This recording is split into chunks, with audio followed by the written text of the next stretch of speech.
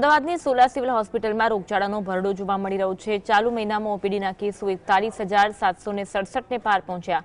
ડેન્ગ્યુના 54 suspected case, ચિકનગુનિયાના 28 sample અને swine flu માટે 11 નમૂના લેવાયા। ટાઇફોઇડના 2 દર્દી પોઝિટિવ આવ્યા, જ્યારે ઝાડા ઉલટીના 54 કેસ નોંધાયા। હાલમાં 992 દર્દીઓ હોસ્પિટલમાં દાખલ છે। પીડિયાટ્રિક વોર્ડ અને ઓપીડીમાં બાળકોની સંખ્યા વધી છે, જેમાં માથું દુખવું, ચક્કર અને પેટમાં દુખાવાના લક્ષણો જોવા મળે છે। એક્યુઆઈ વધવાથી શ્વાસની તકલીફના કેસ પણ વધ્યા। સાવચેતી રાખવા માટે પાણી ઉકાળી પીવા અને મચ્છરથી બચવા માટેની અપીલ કરાઈ છે। મેલેરિયાના 534 દર્દીના લોહીના નમૂના લેવામાં આવ્યા, તેમાંથી એક દર્દીનો રિપોર્ટ પોઝિટિવ હતો।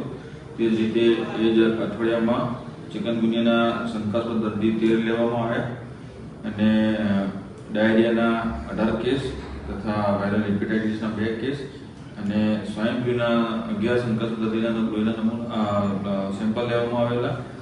એમાંથી એક પણ રિપોર્ટ સ્વાઇન ફ્લૂનો પોઝિટિવ ન હતો। આ આંકડા ગયા અઠવાડિયાના જુદા જુદા રોગોના શંકાસ્પદ દર્દીના લોહીના નમૂના લેવામાં આવેલા।